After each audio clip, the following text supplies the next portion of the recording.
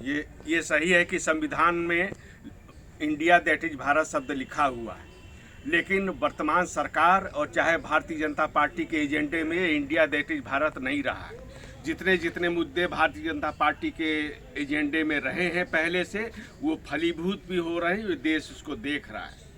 अब इस समय जो विवाद शुरू हुआ है इंडिया दैट इज भारत को लेकर, निश्चित रूप से इसकी शुरुआत विपक्ष ने की है और कहा जा रहा है कि सत्ता पर ध्यान बटाने के लिए ऐसे मुद्दे उठा रहा है, लेकिन वास्तविकता ये है कि इंडिया शब्द का प्रयोग भी पहले विपक्ष ने अपने गठबंधन के नामकरण में किया और उसके बाद भारत शब्द का जो उल्लेख सरकार के द्वारा किया उस पर भी आपत्ति दर्ज करके ये विपक्ष ने इसको मुद्दा बनाने का काम किया है। आपत्ति क्यों होनी चाहिए? हम सब जानते हैं कि G20 का सम्मेलन चल रहा है। G20 में भारत जब से अध्यक्ष बना है तो दुनिया को भारतीय संस्कृति का एक संदेश दिया है नरेंद्र मोदी ने। भारत का जो विरासत है उसको परिचित कराया है दुनिया से, और G20 देशों में 75% से अधिक जो आबादी है और क्षेत्रफल है और GDP है 85%, ये प्रतिनिधित्व करते हैं। तो इस अगर इतने बड़े क्षेत्र में भारत का वसुधैव कुटुंबकम गूंजता है तो भारत से ही उसका बोध हो सकता है, इंडिया से उसका बोध नहीं हो सकता है। इस तथ्य को ध्यान में रखना चाहिए। राष्ट्रपति ने आमंत्रित किया G20 के प्रतिनिधियों को, उसमें लिखा गया president of Bharat. President of India लिख देते तो कोई आपत्ति नहीं थी।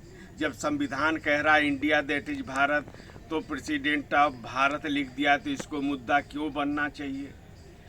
विषय संदर्भ G20 से संबंधित था, वसुधैव कुटुंबकम से संबंधित था, तो इसलिए भारत शब्द का अगर सरकार ने जो प्रयोग किया है उसका तो अभिनंदन होना चाहिए, स्वागत होना चाहिए। दुनिया की सबसे प्राचीन सभ्यता संस्कृति का जो उद्देश्य है वो आज G20 का ध्येय वाक्य है और इसके लिए भारत शब्द का प्रयोग किया गया, तो विपक्ष को क्यों मुद्दा बनाना चाहिए था इसमें? तो ये विषय तो बिल्कुल समझ लेना चाहिए कि कम से कम इस G20 के संदर्भ में भारत का जो उल्लेख किया गया वो निश्चित ही भारतीय संस्कृति के प्रति एक सम्मान की अभिव्यक्ति है और उससे इस भाव को प्रदर्शित भी किया जा सकता है। अब विपक्ष की स्थिति पर विचार करिए, क्या ज़रूरत थी इंडिया नामकरण देने की? वो भी एक प्रकार से तुकबंदी की गई है, INDIA की तुकबंदी है। क्या बताना चाहते हैं ये? यानी अपने राजनीतिक उद्देश्य के लिए, स्वार्थ के लिए जो इंडिया शब्द का दुरुपयोग किया गया है, तो इसको मुद्दा बनाने का काम भी विपक्ष ने किया है। किस प्रकार का ये संदेश भी दिया जा रहा है? इस इंडिया में जो स्थिति है उसको पूरा देश देख रहा है। नेतृत्व के मामले में बिल्कुल UPA जैसी स्थिति थी वह है, कोई नेतृत्व नहीं। अगर फिर इनमें से इनको अगर बहुमत मिल जाता है तो फिर मनमोहन सिंह जैसे किसी व्यक्ति की तलाश होगी प्रधानमंत्री के लिए, सौदेबाजी होगी। और ये जो इनका इंडिया है इसका क्या स्वरूप है? सारा कुछ तो UPA जैसा है। क्या ज़रूरत थी नाम बदलने की? और नाम बदला तो इंडिया क्यों रखा? कितने आरोप थे UPA के ऊपर, लाखों करोड़ के आरोप भ्रष्टाचार के हैं और जो आरोप पे आगे कार्रवाई हो रही है न्यायिक, वो भी देश के सामने है। चारा घोटाले की क्या स्थिति है, नेशनल हेराल्ड की क्या स्थिति है, ये दिग्गज लोग उसमें शामिल हैं, उनसे संबंधित विषय है कि वो इंडिया शब्द का प्रयोग किया गया क्या। और दूसरी बात देखिए, विचार की बात देखिए, नेतृत्व की स्थिति आपने देखी, विचार की स्थिति देखिए, तो वही तो सब UPA वाला है। कोई हिंदू धर्म को धोखा बता रहा है, कोई हिंदू धर्म को और सनातन धर्म को समूल नष्ट करने का बिल्कुल आतंकवादी जैसा वाक्य दोहरा रहा है।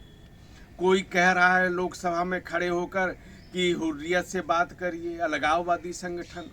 कोई कह रहा है पाकिस्तान से बात करिए। तो ये किस तरह का है? कोई रामचरितमानस पे हमला कर रहा है और इसमें संवैधानिक पद पे बैठे हुए लोग हैं, प्रदेशों में मंत्री हैं, वो लोग भी शामिल हैं।